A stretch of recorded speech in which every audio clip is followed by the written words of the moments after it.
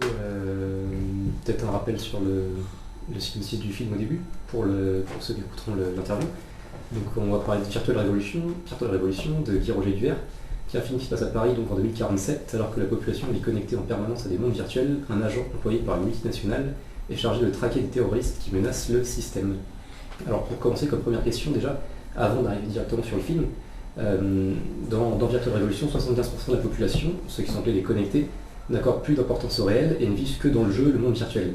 Alors même si le film est assez ouvert sur le sujet, les jeux vidéo sont un problème dans la société actuelle ou peuvent le devenir. Selon vous, quel est votre avis là-dessus? All eyes on me, alright. Désolé volontaire. Moi, je crois que les jeux vidéo, comme n'importe quelle forme de divertissement ou de plaisir, on peut même parler que ce soit de l'alcool ou des cigarettes ou quoi que ce soit, réside dans un équilibre. C'est-à-dire que, en effet, si on en fait un outil de contrôle des masses, bah oui, ça peut devenir redoutable. C'est pas nouveau, les jeux du cirque faisaient déjà ça, la propagande qui passait par le cinéma sous le nazisme faisait ça aussi. Donc voilà, oui, maintenant, si chacun peut s'avérer assez sain d'esprit pour justement bien aménager ses plages de vidéoludiques et avec le reste de sa vie, voilà, maintenant, la question c'est si une technologie vidéoludique tombait aux mains d'un gouvernement qui avait des intentions très claires de ne plus se laisser emmerder par les pauvres et ceux qui contestent leur pouvoir, oui en effet, est-ce que ça ne pourrait pas avoir des conséquences dramatiques? Après, du coup, quelles sont les influences majeures du film, que ce soit en termes de jeu d'ailleurs ou en termes de film?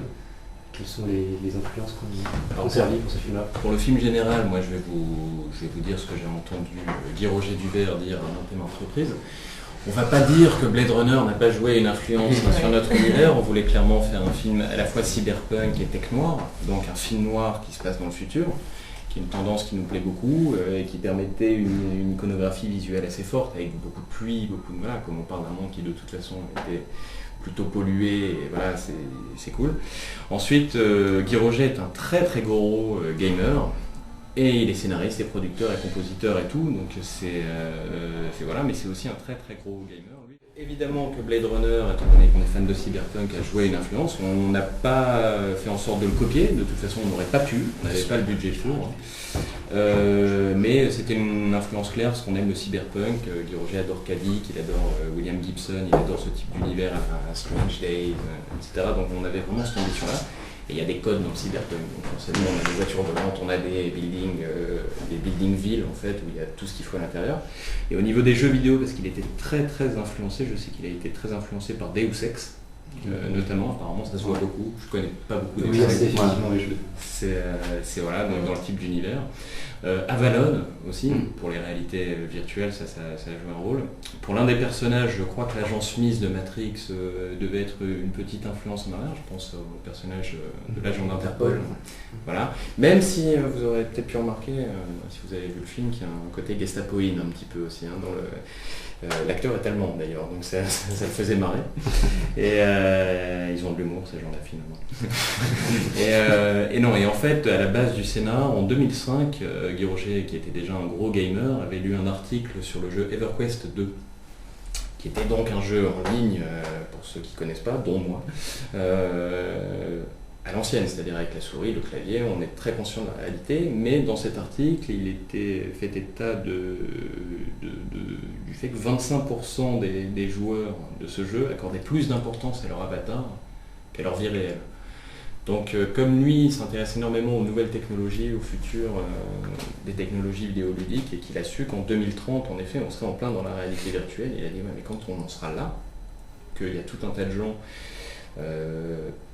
qui peut-être ont envie d'échapper à la vie réelle, soit parce qu'ils sont pauvres, soit parce qu'ils ne sont pas satisfaits de leur vie, même s'ils l'ont réussi professionnellement ou du point de vue du mariage, on aura beaucoup plus que 25% de gens qui seront tentés d'accorder plus d'importance à leur avatar qu'à leur vie réelle.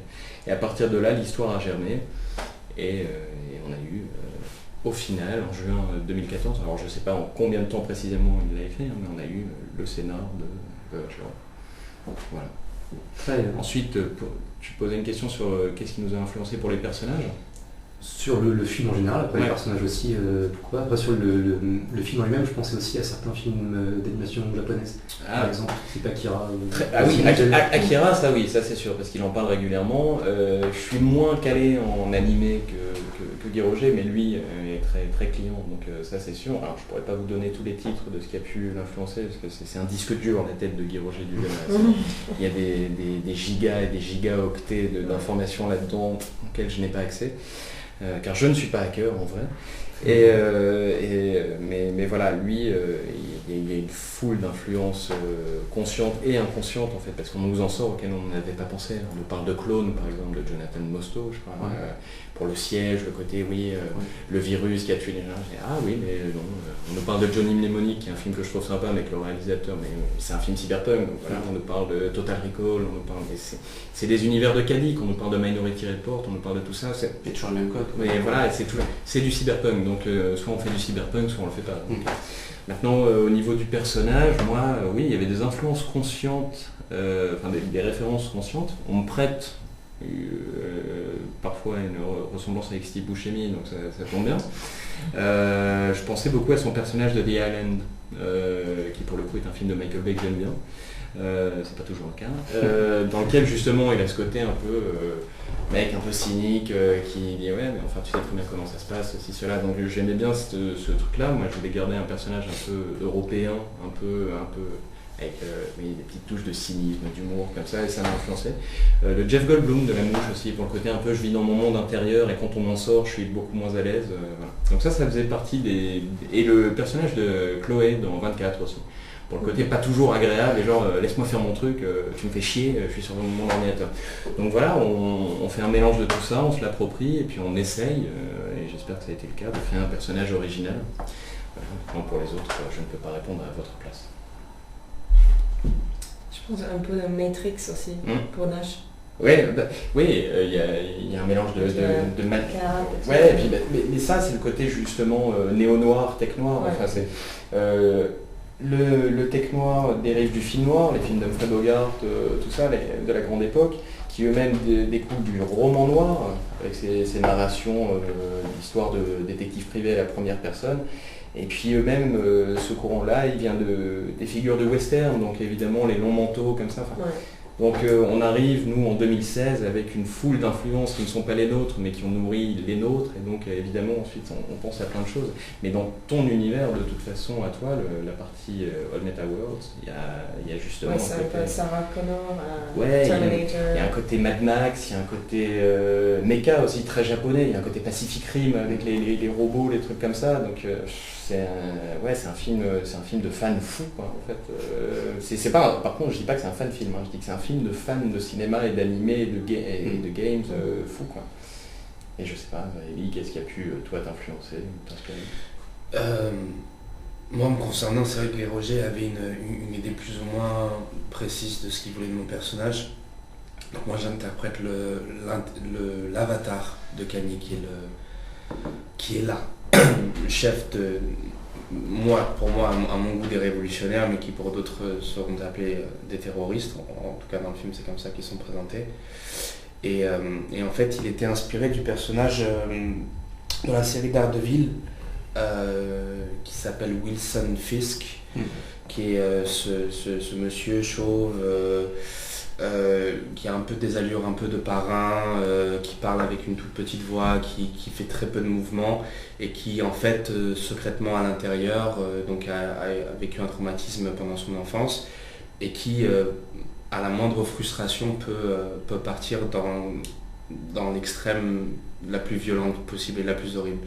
Donc il voulait que mon personnage, que ce soit dans ma respiration ou dans ma voix ou dans mes mouvements justement, que je puisse plus ou moins m'inspirer de ce personnage-là. Après, pour le reste, il m'a laissé carte blanche sur mon univers, sur mon histoire, sur les raisons qui me motivent justement à chercher ce virus, à créer, à forcer les gens, sous quelque sorte, de les ramener à la liberté. Donc, qu'est-ce que c'est que la liberté pour moi, etc. Ça, pour ça, j'avais carte blanche. Donc j'ai pu utiliser mon imaginaire et puis le sien aussi pour essayer de créer quelque chose qui puisse fonctionner, en sachant que voilà, on ne me voit pas très... j'apparais pendant une scène dans le film, mais il fallait qu'on puisse réussir, lui et moi, à créer quelque chose de crédible. Parce que c'est un personnage important malgré tout. Oui. Derrière l'avatar. Derrière l'avatar, c'est un personnage clé, c'est sûr. Donc il y avait aussi la notion que dans la réalité, donc mon personnage était une femme, elle avait une certaine façon de parler aussi, donc la répétition du langage, peut-être des mouvements aussi, la façon dont elle se tient, elle sur un canapé, moi sur ma chaise. Donc voilà, c'était une belle collaboration finalement entre mon imagination à moi et puis son univers à lui, pour essayer de créer quelque chose de crédible et qui fonctionne. Du coup, j'en reviens brièvement à cette question.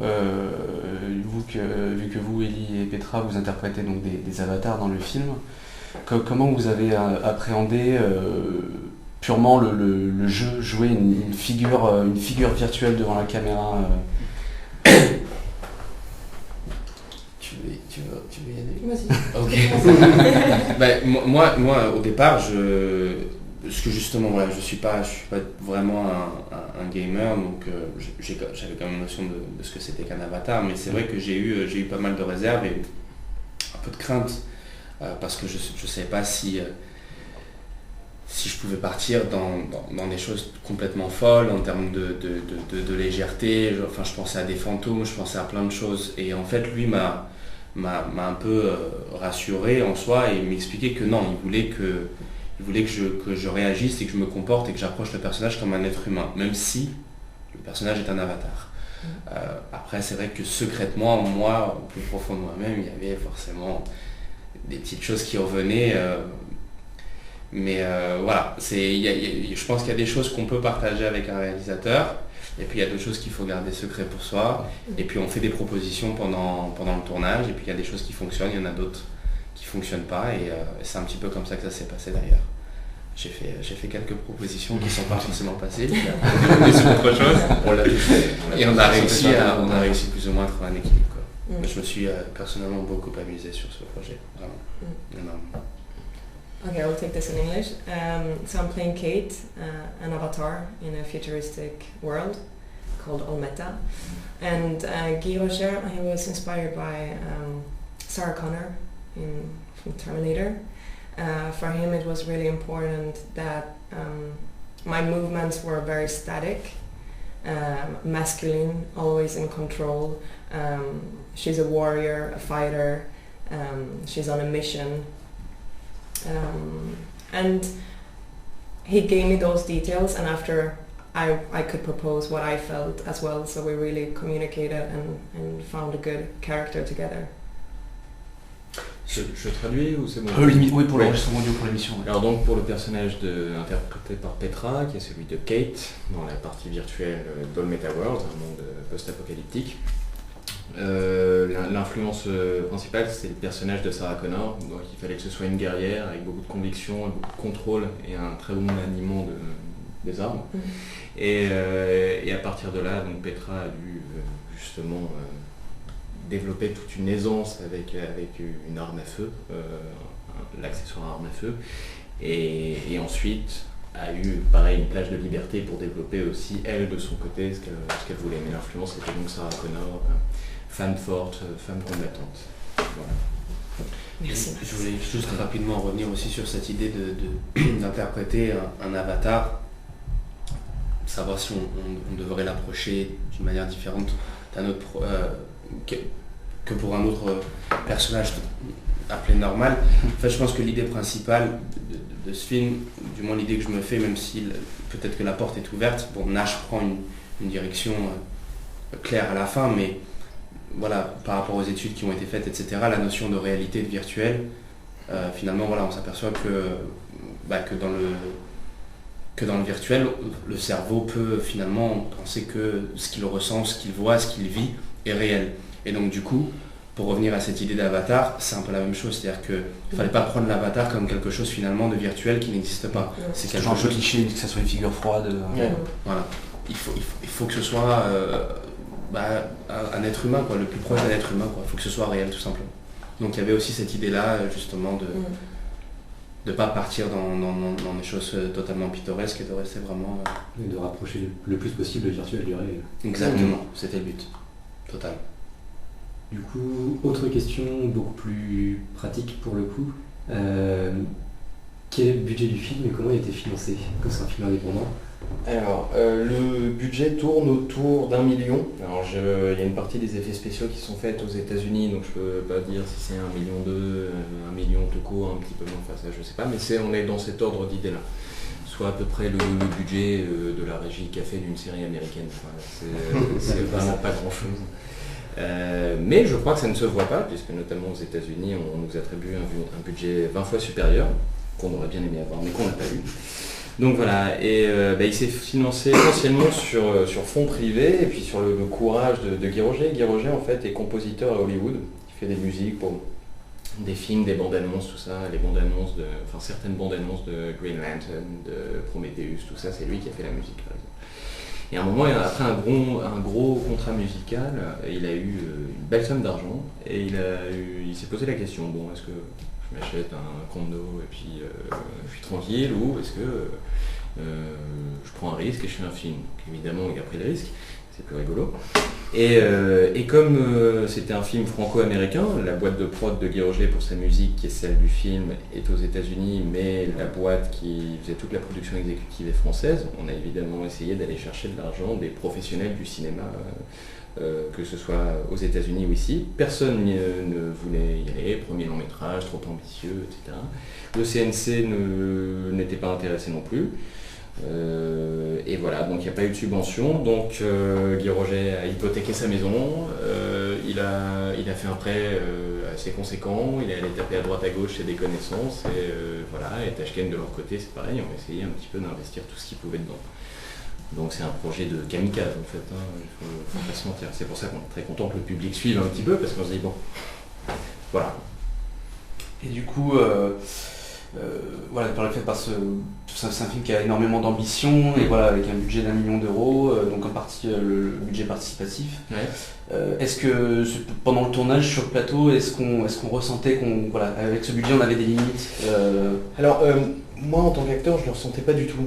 Mon premier jour de tournage, qui correspondait à ma deuxième scène dans le film, quand j'arrive chez Nash, j'étais dans un film de science-fiction, quoi, tout simplement. Il faut savoir qu'il y a eu un seul jour de tournage en studio, par exemple. Donc tout le reste c'est du décor en dur. Alors parfois il y a des fonds verts pour recréer un petit peu les plans de baies vitrées, tout ça, etc. Mais par contre c'était que des décors en dur. Le siège était là, les barres incorporées au mur futuristes sont là, les ruelles délabrées cyberpunk que vous voyez ont été créées. On a eu la chance, et c'est aussi les talents de Guy Roger, de savoir s'entourer de gens qui pouvaient lui fournir exactement ce qu'il avait en tête compte tenu du budget qu'il avait. Et voilà, donc non, on ne ressentait pas les limites qui doivent toujours exister de toute façon. Dans n'importe quel film, il y a toujours des limites, mais dans un film qui est limité dans son budget, il y en a forcément. Maintenant, nous, on a fait en sorte que ça ne se voit pas. Je crois qu'on a plutôt bien réussi à ce niveau-là. En tout cas, il est clair qu'on n'a pas fait, en termes de ce qu'on appelle la production value, on n'a pas du tout celle d'un film d'1 million. Et tant mieux, on est très contents. Du coup, comment pratiquement vous avez eu accès au casting à ce film, à ce projet, et quelle est la petite chose qui vous a dit voilà, il faut que j'y sois, il faut que je sois dans ce projet? Je vais commencer. For me it was the script. I'm an old gamer. I played Counter-Strike for many years, and I participated in LAN parties, and I was really a big gamer. So I thought the concept was really, really interesting. It was my agent that contacted me, Denis Plana, and I did the first round. I got to meet with Guy Roger. I have a nude scene in the film, so for him it was important to see that I was comfortable doing that. So my first audition with him was topless. Yes. Wasn't alone in the room though. I know, absolutely. We're not. It was not me and him. Yeah. There were several people, and that was my first audition. And the second one, he wanted to see that I can handle guns and move with guns, and I didn't have any experience of that from before. So it didn't go really well, but I still passed to the third round. And the third round, I made sure to practice guns before I came there. So I called a stunt trainer, a gun trainer, and I bought myself a soft air gun. So I trained together with him just to know how to handle the guns and to be able to run and do the movements that I had to do for the film. So finally I got the part with a lot of work behind it. Alors, je vais traduire. Donc la première étape c'était donc le script qui lui a plu. Petra a une expérience en tant que gameuse, c'est une gameuse assez célèbre en Sweden, hein, parce qu'elle jouait à Counter-Strike dans des événements organisés, elle était filmée, donc elle est très connue là-bas pour ça, donc déjà ça lui parlait. Ensuite ça s'est fait en plusieurs étapes pour elle en termes de casting, parce que son rôle implique d'avoir une scène dénudée en haut. Et donc le réalisateur voulait être sûr qu'elle serait pas mal à l'aise par rapport à ça, parce qu'il avait vraiment besoin de sentir une aisance par rapport à ça, que ça ne la dérangerait pas. Donc son premier casting s'est fait en effet topless devant le réalisateur et d'autres personnes, la directrice de casting, tout ça, donc c'était pas un plan glauque du tout. Donc là elle est passée à la deuxième étape où le réalisateur voulait être sûr qu'en effet en termes de maniement des armes elle soit crédible, et elle n'avait pas d'expérience à ce niveau-là. Donc de son point de vue ça s'était mal passé, mais elle avait quand même accès à la troisième étape, et donc entre-temps elle s'était entraînée avec un spécialiste, c'était Niki. C'était Niki, ouais. Niki Nodé, donc qui est quelqu'un qui a quand même pas mal d'expérience dans le cinéma, qu'on a pu voir dans Un bout portant de Fred Cavaillé, qui a bossé sur énormément de choses, et donc elle s'est acheté un fusil à air comprimé, et s'est entraînée avec ça, et s'est filmée dans son salon avec ça, pour soumettre ça à Guy Roger, qui a finalement été conquis, parce qu'il l'a trouvé très crédible. Voilà.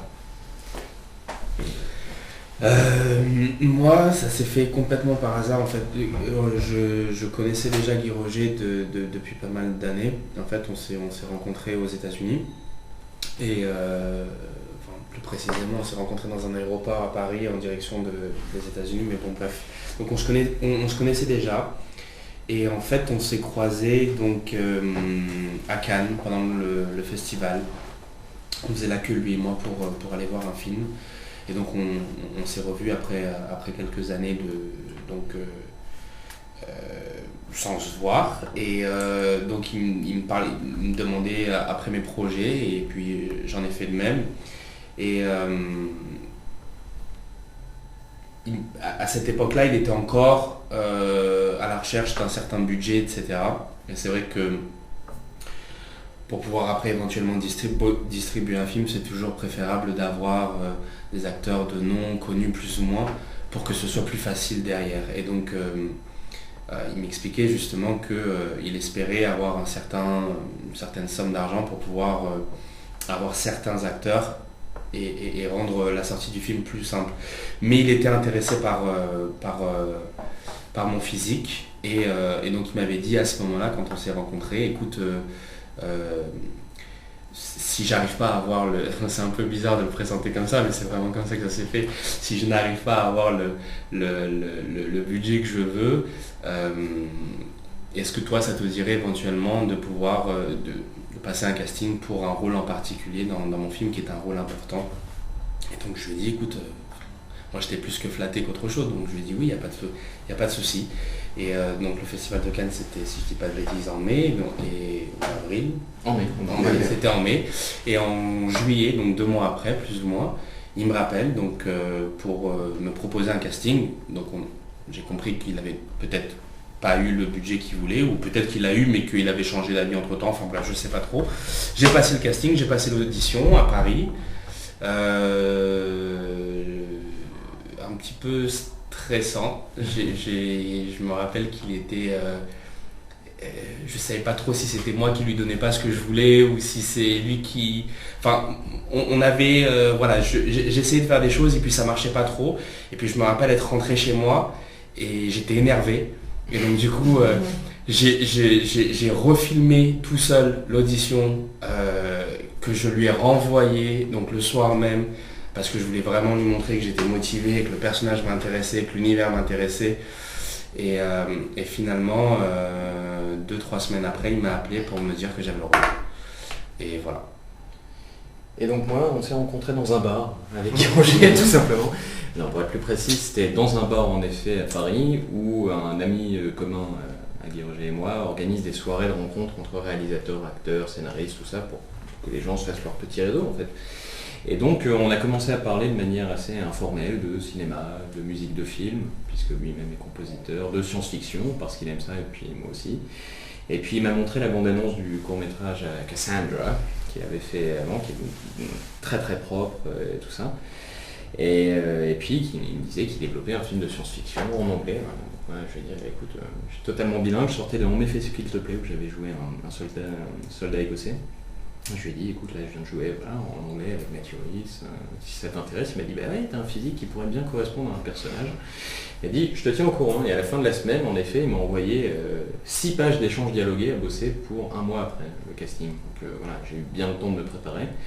Je suis allé au casting, je suis venu, il était content, il m'a dit, change juste un truc, parce que je voyais le personnage à la base, comme il habite dans un coin un peu populo, avec un accent justement en anglais. Moi je voulais garder un accent européen, j'ai un accent britannique à la base, et je voulais garder ça, et je voulais même qu'il ait un accent un peu cockney. Donc c'est l'accent de Michael Caine, de Jason Statham, de tout ça. Et il me disait, écoute, ton accent est super, mais j'ai vraiment peur que pour le public américain, ce soit dur à comprendre. Donc est-ce qu'on pourrait passer sur un accent un peu plus neutre, quoi. Donc je lui ai sorti une sorte d'accent un peu, ce que j'appelle un accent Game of Thrones, c'est-à-dire l'accent des acteurs qui ne sont pas britanniques de la série, donc Nicolas Coster-Waldau, tout ça, qui lui est danois par exemple. Donc c'était un accent un peu BBC que je voulais garder aussi un petit peu européen. Et puis il a dit, écoute, c'est super. Quand je suis rentré chez moi, j'avais un mail Facebook dithyrambique de cette taille-là, où il m'a dit, écoute, ça n'a pas été une journée super pour moi en termes de voilà.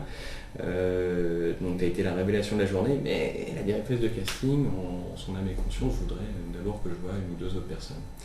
Et puis il me dit, mais moi je repars à Los Angeles la semaine prochaine, on se prend un verre. Donc je vais le voir la semaine d'après dans le même bar. Et puis il me dit, à propos de Tal Roland, donc t'es le premier acteur que je caste officiellement sur le film. Je dis, mais tu devais pas voir d'autres personnes. Il dit, écoute, j'ai regardé tes essais toute la semaine, j'ai adoré. Léa, donc Léa Coquin, la directrice de casting, il n'y avait personne d'autre à me présenter, donc c'était en novembre 2014, ça. Donc au tout début du casting. Donc je suis le film depuis sa pré-production. Voilà. D'ailleurs, tu as évoqué Game of Thrones notamment. Ellie, toi tu as tourné dans Game of Thrones. Comment est-ce qu'on passe du tournage d'une énorme série comme celle-là au tournage d'un film SF indépendant, série B peut-être le passage, les différences entre le... En fait, il n'y a pas eu de passage parce que mais c'était dans le sens inverse. J'ai tourné Virtual et ensuite j'ai tourné Game of Thrones. D'ailleurs, je crois, si je dis pas de bêtises, j'ai eu la réponse du casting de Game of Thrones le lendemain de ma journée de tournage sur Virtual. Donc c'est assez marrant.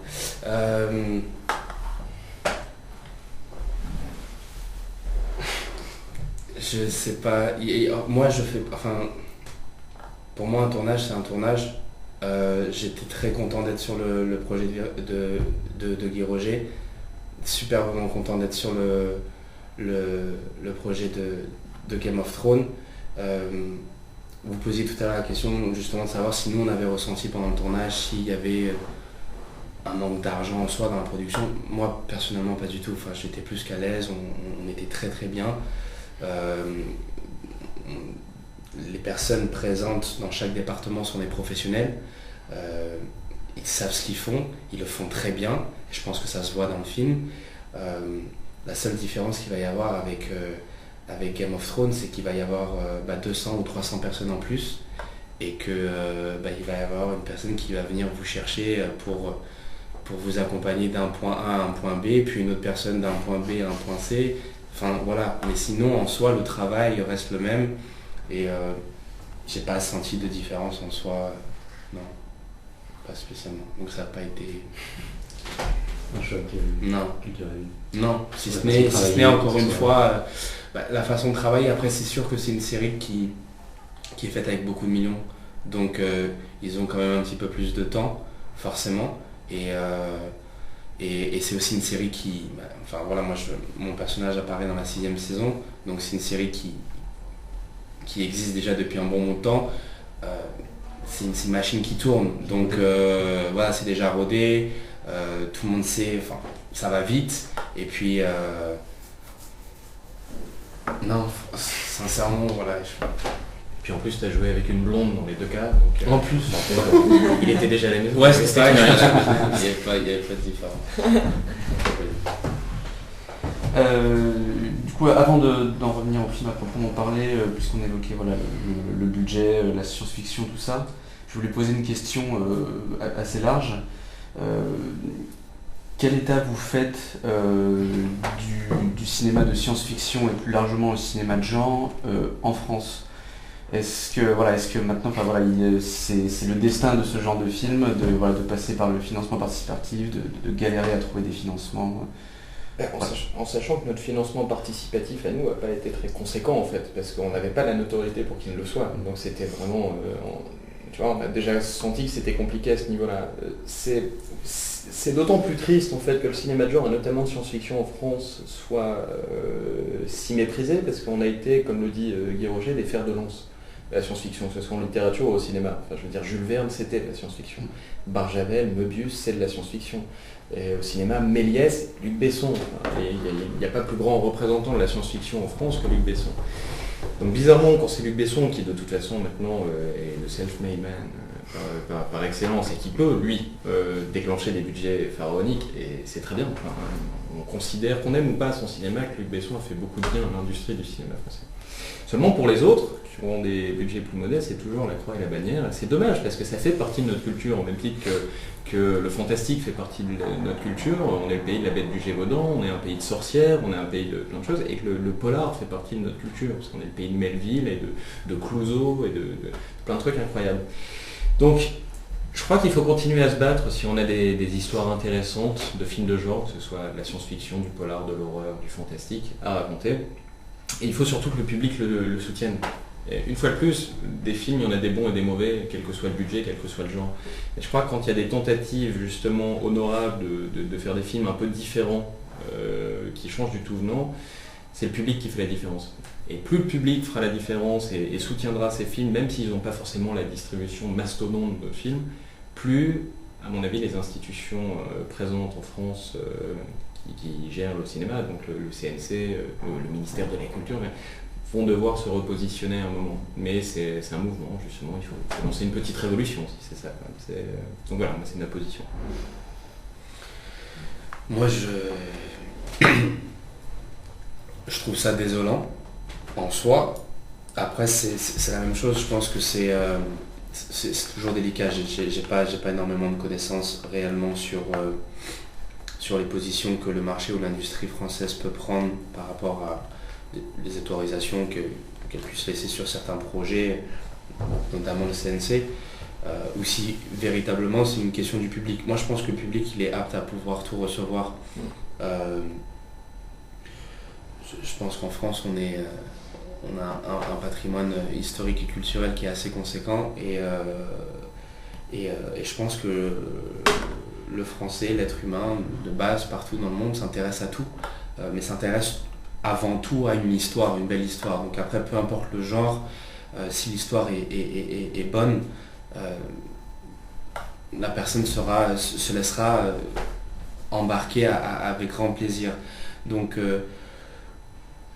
qu'on empêche que des films de genre puissent se faire en France pour X ou Y raison, que je ne connais pas encore une fois, je trouve ça personnellement désolant. Et je pense que c'est pour ça que j'ai énormément d'admiration pour Guy Rocher.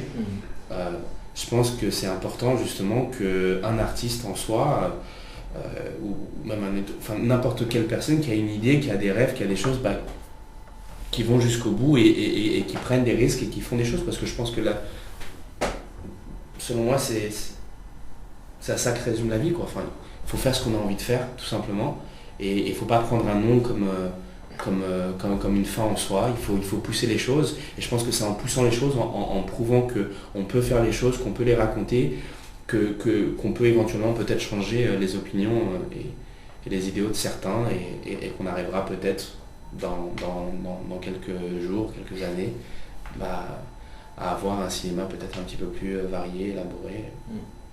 Je l'espère sincèrement. Well, I'm maybe not the right person to talk about the French market, But I agree what you said. I think it's really sad to not receive the support. But hopefully now, I mean, the project is great. The film is really good. Guy Rocher is the most passionate person I think I ever met. He is multi-talented. And I think now people are seeing this and people are listening to us, people that come to see the film. There's always discussions afterwards. People are really excited about the film and really want to help us to share the project. And so I think a lot of this is in the hands of the audience. Donc elle dit qu'elle n'est peut-être pas la personne la mieux placée pour parler du marché français étant suédoise, mais qu'elle est plutôt d'accord avec nous, qu'en effet, c'est bien qu'il y ait des gens comme Guy Rocher qui soient vraiment passionnés et qui aient la volonté de mener ce combat-là, et ils ont raison de le faire, puisque si on se fie aux réactions du public, aux séances parisiennes auxquelles on a assisté un petit peu toute la semaine, on se répartissait les salles. Il y a une vraie excitation du public pour notre film, il y a un vrai appétit pour ce type de cinéma, et ils participent tous à ce qu'il y ait plus de spectateurs, parce qu'ils vraiment disent c'est incroyable qu'on ait fait ça en France, ce qui est donc bien la preuve qu'il y a un fossé entre la perception que les gestionnaires du cinéma en France et celle du public. Ce n'est pas du tout la même perception du cinéma. Exactement. Voilà. Que... D'ailleurs, le film est situé à Paris, enfin Néo-Paris exactement en 2047, mais il est tourné en anglais. Ouais. Pourquoi ce choix ou ce non-choix du coup, peut-être, si c'est Alors, il y a plusieurs vraiment une question de production, voire de distribution aussi. Alors la distribution joue un rôle, évidemment. C'est toujours plus simple quand on fait un film d'une manière générale, et un film de genre surtout qui soit en anglais, ça on va pas se mentir. Ensuite, Guy Rocher, lui, habite à Los Angeles, donc il est très attaché à l'anglais. Ensuite, Guy Rocher est compositeur, et il y a une raison musicale pour tout ça. Quand on parle en anglais, on a une tendance à parler une demi-octave en dessous du français. Et du coup, on est dans des fréquences beaucoup plus basses, plus graves, et il considère ça, plus le fait qu'il y ait des accents très toniques en anglais, des accents primaires et secondaires. Je ressens un petit peu mes cours de linguistique et de phonétique de la fac, mais le public est plus captivé. Donc il trouve que pour certains univers, l'anglais correspond plus. Comme il le dit lui-même, si je devais faire un film qui se passe au XVIIIe siècle, la musicalité du français me paraîtrait beaucoup plus adaptée. Et là, il y a une raison musicale. Ensuite, il y a une raison tout simplement thématique, qu'on n'aborde pas forcément dans le film parce qu'on a 1h30 et qu'on ne peut pas poser tous les préceptes sociétaux. Mais on est dans une société qui s'est surmécanisée, qui a créé énormément de chômage, qui a créé beaucoup de pauvreté, qui a fait mourir des gens, voilà. Et on en est là, dans notre film, à un moment où il y a une disparition de tout un tas de cultures, en fait. Donc les gens ont commencé à tous se rattacher un petit peu à une langue qu'ils avaient en commun, du moins dans le bloc occidental, qui est devenu l'anglais. Et c'est pour ça qu'on a cet anglais maintenant, que tout le monde utilise pour communiquer au quotidien, avec des variétés d'accents.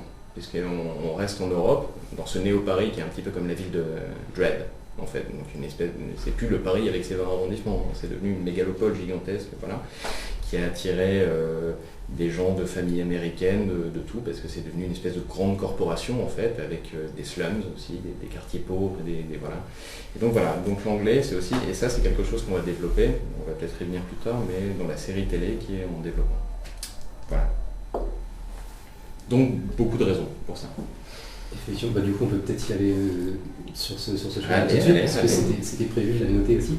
Effectivement, j'ai vu que le film allait décliner en une série et aussi un jeu de société, si je ne me trompe pas. Ouais, Donc, et une BD. Une BD. Et une BD. Du coup, est-ce que vous pouvez nous en parler peut-être un petit peu plus, parce que c'est original comme démarche. Je réponds aussi Pour être franc avec vous, Je ne sais pas. je ne suis pas au courant. Non, j'apprends, donc voilà, c'est... Bonjour.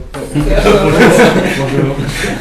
Donc oui, alors ce qui s'est passé, c'est que le film...